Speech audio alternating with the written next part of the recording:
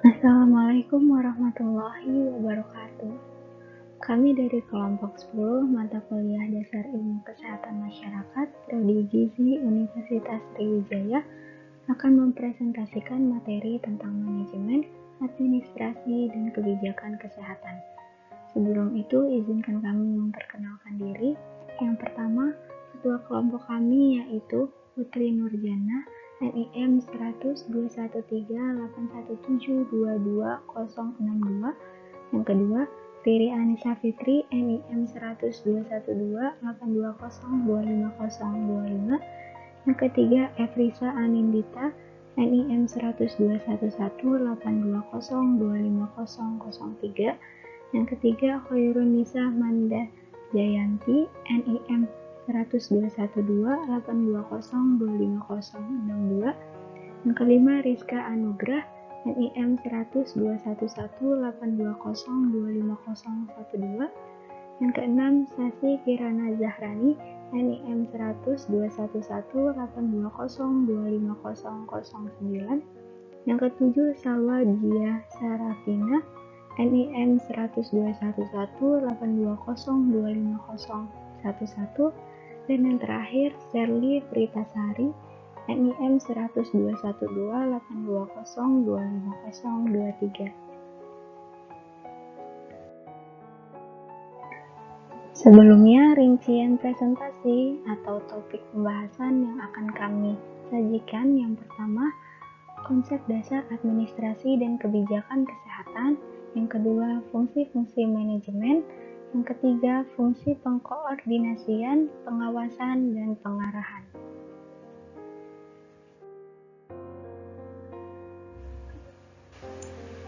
Konsep dasar administrasi dan kebijakan kesehatan.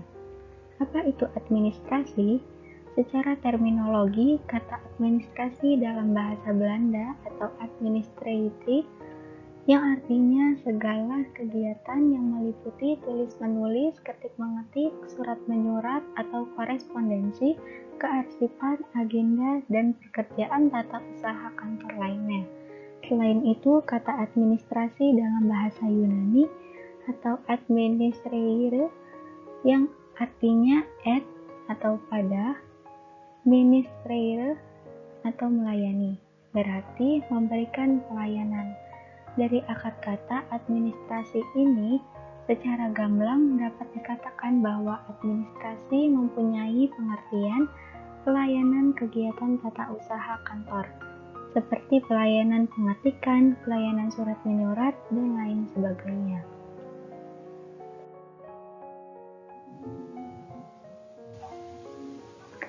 Secara umum, administrasi dapat dibedakan dalam arti sempit dan arti luas. Yang pertama, administrasi dalam pengertian sempit. Dalam pengertian sempit di sini dimaksudkan ditinjau dari lingkup kerja yang sempit, yaitu hanya berkisar pada kegiatan tata usaha kantor seperti tulis-menulis, pengetikan surat menyurat, atau termasuk penggunaan komputer, agenda, kearsipan, pembukuan, dan lain sebagainya. Yang kedua, administrasi dalam pengertian luas. Dalam pengertian luas, administrasi dapat dibedakan dalam 3 aspek, yaitu yang pertama, administrasi sebagai suatu proses. Yang kedua, fungsi atau tugas administrasi. Yang ketiga, keperanatan atau institusi administrasi.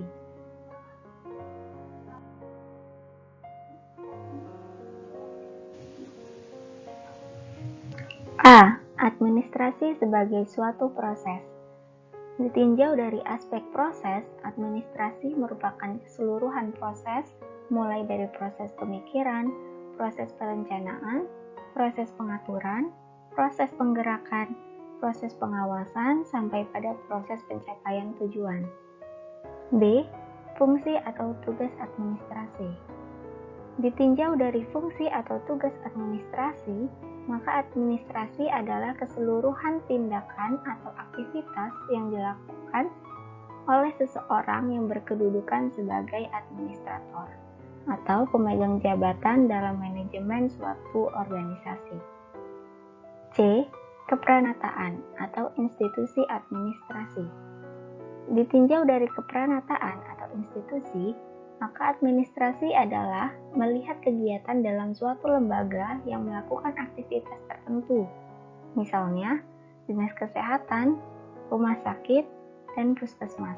Maka, ada orang-orang yang melakukan kegiatan administrasi dalam lembaga itu.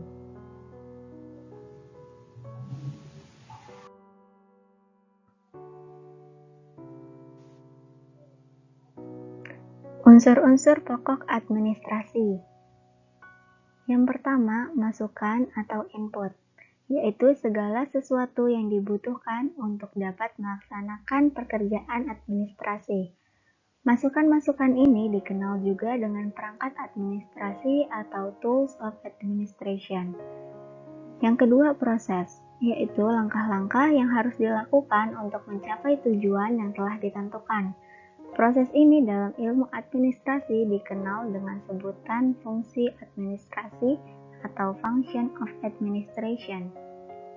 Di bidang kesehatan, untuk memudahkan pelaksanaannya, fungsi-fungsi administrasi tersebut disederhanakan menjadi P1, perencanaan, P2, penggerakan dan pelaksanaan, serta P3, pemantauan, pengendalian, dan penilaian.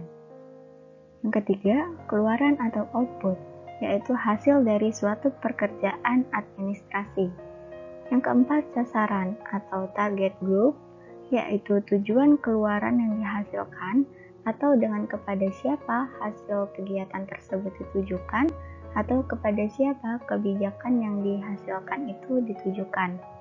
Yang kelima, dampak atau impact adalah akibat yang ditimbulkan oleh suatu kebijakan. Yang keenam, administrasi sebagai sistem, yaitu semua tata aturan yang berlaku untuk menjalankan tugas-tugas atau fungsi-fungsi administrasi dibuat secara sistematis dalam rangka efektif dan efisien untuk mencapai tujuan.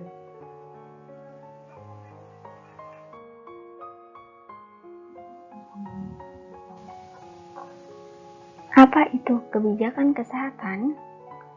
Kebijakan kesehatan menurut beberapa ahli, yaitu yang pertama, menurut WHO tahun 2000, kebijakan kesehatan adalah kebijakan publik yang merupakan tanggung jawab pemerintah dan swasta, sedangkan tugas untuk memformulasi dan implementasi kebijakan kesehatan dalam suatu negara merupakan tanggung jawab Departemen Kesehatan.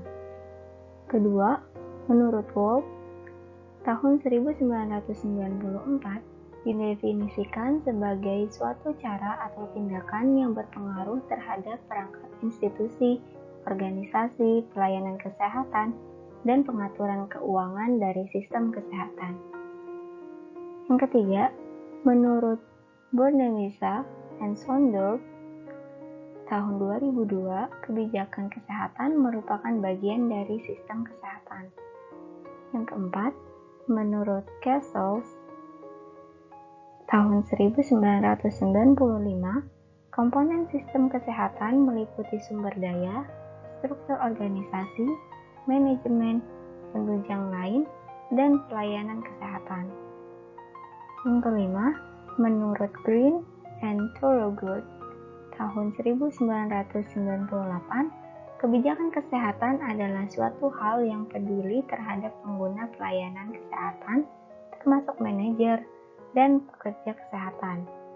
Kebijakan kesehatan dapat dilihat sebagai suatu jaringan keputusan yang saling berhubungan, yang pada prakteknya peduli kepada pelayanan kesehatan masyarakat. Manajemen kesehatan.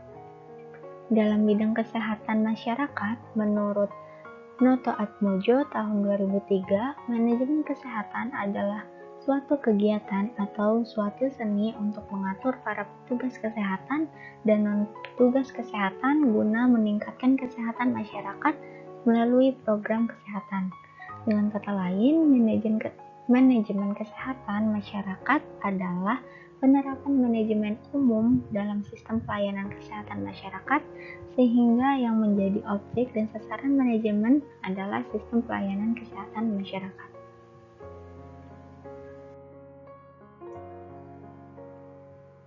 Fungsi manajemen kesehatan menurut beberapa ahli mengandung berbagai komponen sebagai berikut. Yang pertama, menurut L. Gawek, manajemen mengandung beberapa unsur antara lain planning, organizing, staffing, directing, coordinating, reporting, and budgeting. Yang kedua, menurut George Terry, yaitu planning, organizing, actuating, controlling. Yang ketiga, menurut Coons O'Donnell, yaitu planning, organizing, staffing, directing, and controlling. Yang keempat, menurut H. Vail, yaitu planning, organizing, commanding, coordinating, and controlling.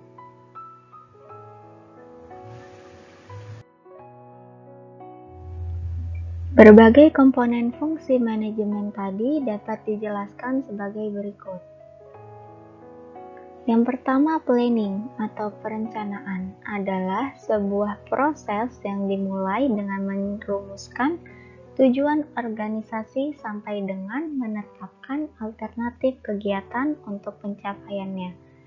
Yang kedua, organizing atau pengorganisasian adalah rangkaian kegiatan manajemen untuk menghimpun semua sumber daya atau potensi yang dimiliki oleh organisasi dan memanfaatkannya secara efisien untuk mencapai tujuan organisasi. Yang ketiga, actuating atau directing, commanding, motivating, staffing, and coordinating atau fungsi penggerakan pelaksanaan adalah proses bimbingan kepada staf agar mereka mampu bekerja secara optimal menjalankan tugas-tugas pokoknya sesuai dengan keterampilan yang telah dimiliki dan dukungan sumber daya yang tersedia. Yang keempat, controlling atau monitoring atau pengawasan dan pengendalian atau wasdal adalah proses untuk mengamati secara terus-menerus pelaksanaan kegiatan sesuai dengan rencana kerja yang sudah disusun dan mengadakan koreksi jika terjadi penyimpangan.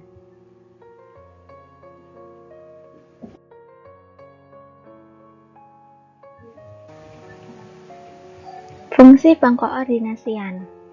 Fungsi dari manajemen pengkoordinasian adalah supaya dapat menjaga agar aktivitas pada sebuah organisasi tetap terus melaksanakan hubungan dengan baik dengan mitra dan juga dapat bekerja sama dengan baik.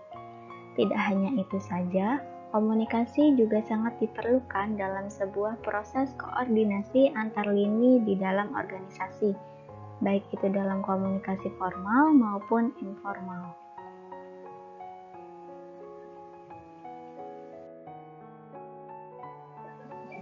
Fungsi pengawasan.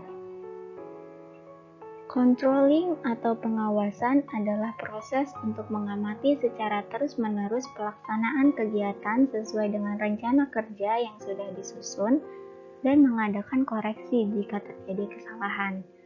Controlling atau pengawasan adalah fungsi manajemen di mana peran dari personal yang sudah memiliki tugas, wewenang, dan menjalankan pelaksanaannya perlu dilakukan pengawasan agar berjalan sesuai dengan tujuan visi misi perusahaan. Menurut T. Hani Handoko, proses pengawasan memiliki 5 tahapan, yaitu yang pertama, penetapan standar pelaksanaan, kedua, penentuan pengukuran pelaksanaan kegiatan, yang ketiga, pengukuran pelaksanaan kegiatan nyata, yang keempat, pembandingan pelaksanaan kegiatan dengan standar dan penganalisaan penyimpangan-penyimpangan, dan yang terakhir mengambil tindakan koreksi bila diperlukan.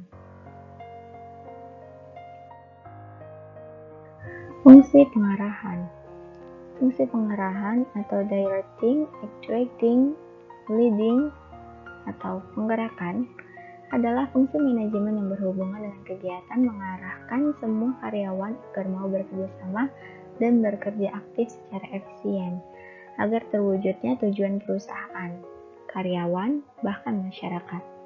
Fungsi ini baru dapat diterapkan setelah rencana, organisasi, dan karyawan ada. Jika fungsi ini diterapkan, maka proses manajemen dalam merealisasi tujuan dimulai. Menurut Soure dan Disleyner dalam Wanadiana tahun 2010, pengarahan merupakan petunjuk untuk melaksanakan sesuatu atau perintah resmi seseorang pimpinan kepada bawahannya berupa petunjuk untuk melaksanakan sesuatu. Pengarahan dimaksud efektif jika dipersiapkan dan dikerjakan dengan baik serta benar oleh karyawan yang ditugasi untuk itu. Pokok-pokok masalah yang dipelajari pada fungsi pengarahan atau directing adalah: yang pertama, tingkah laku manusia atau human behavior; yang kedua, hubungan manusiawi atau human relation; yang ketiga, komunikasi; yang keempat, kepemimpinan atau leadership. Cukup sekian presentasi dari kelompok 10. Kurang lebihnya saya mohon maaf. Terima kasih. Wassalamualaikum warahmatullahi wabarakatuh.